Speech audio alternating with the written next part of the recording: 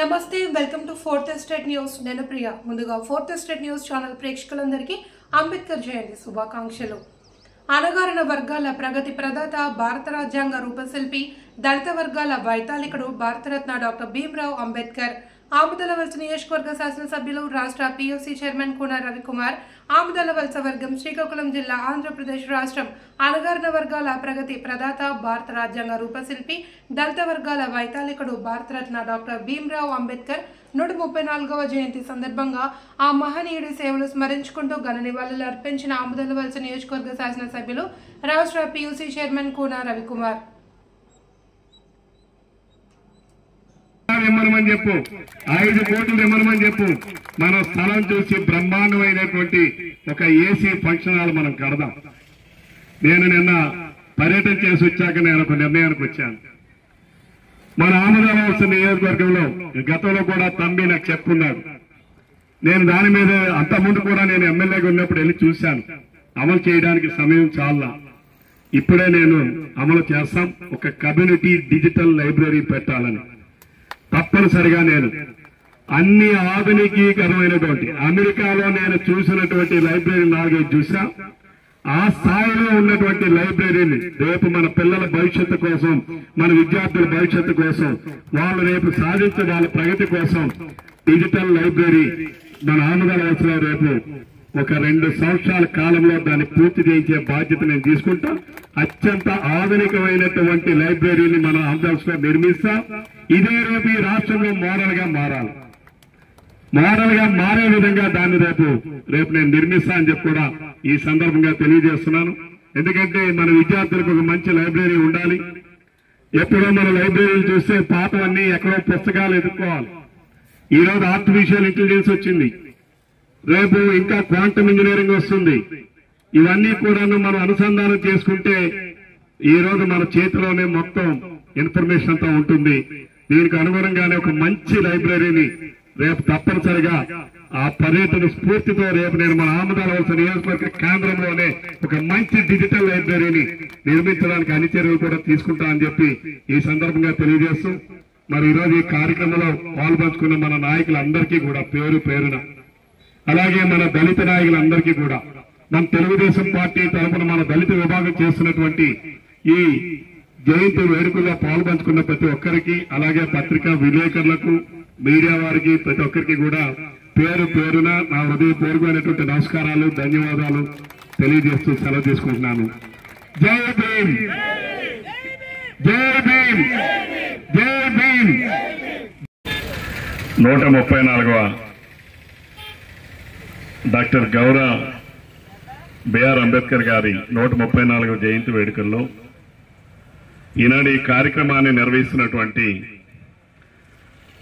దళిత ఐక్యత సంఘాలు, అలానే ఈ రాష్ట్ర ఎస్సీ కార్పొరేషన్ డైరెక్టర్ గా ఉన్నటువంటి శ్రీ బోనెల అప్పారావు గారు, అలానే జిల్లా vigilance and monitoring committee member గా ఉన్నటువంటి రామ్ గారు,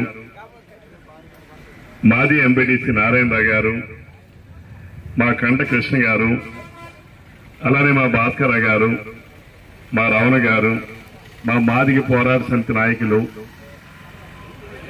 మా తేజేశ్వరరావు, అక్కడేం చేయగట్టుకొని నిలబడ్డాడు మా చిన్నగాడు, అందరికీ ఈరోజు ఈ కార్యక్రమం అనేది ఈ దేశంలో ఉన్నటువంటి 145 కోట్ల మంది ప్రజల తాలూకా గుండె చప్పుడు. ఎందుకంటే ఈరోజు మనం అంతా ఎంత స్వేచ్ఛగా, నిర్భయంగా, ప్రశాంతంగా మనం అన్ని స్వేచ్ఛలతో ఉన్నామనంటే దానికి కారణం ఆద్యుడు, పూజ్యుడు, ఎప్పటికీ మరవలేనటువంటి వ్యక్తి డాక్టర్ బిఆర్ అంబేద్కర్ గారు. తెలివైన వాడని మన ఆంధ్రవలసలో అప్పారావు గారు చెప్తేనో, లేకపోతే ఆంధ్రప్రదేశ్ రాష్ట్రంలో చంద్రబాబు నాయుడు గారు చెప్తేనో, లేకపోతే భారతదేశంలో మోడీ గారు చెప్తేనో ఈరోజు కాదు. ప్రపంచ దేశాలు అంటే ఈ ప్రపంచంలో 197 దేశాలుంటే 197 దేశాల్లో కూడా ప్రపంచ మేధావిగా గుర్తించబడినటువంటి ఏకైక వ్యక్తి మన డాక్టర్ బిఆర్ అంబేద్కర్ గారు. ప్రపంచంలోనే అరుదైనటువంటి గౌరవం ఎవరికి రాలా. ఇంకో దేశంలో అనేక మంది చాలా మంది పోరాటాలు చేశారు. నెల్సన్ మండేలా గారు చేశారు, అలానే సూయి గారు చేశారు. వాళ్ళందరూ ప్రజాస్వామ్యం కోసం ప్రజాస్వామ్యంగా ఉండాలని అనేక మంది పోరాటాలు చేశారు. కానీ పోరాటం చేసిన వాళ్ళందరికీ అంత గుర్తింపు వచ్చిందనంటే రాలేదు. కానీ అది ఒకే ఒక్కరికి అంబేద్కర్ గారికి వచ్చింది. మొన్న 4 రోజుల క్రితం మనం జ్యోతిరావు పూలే జయంతి వేడుకలు చేశాం. జ్యోతిరావు పూలే గారు అంబేద్కర్ గారి కన్నా ముందు పుట్టారు.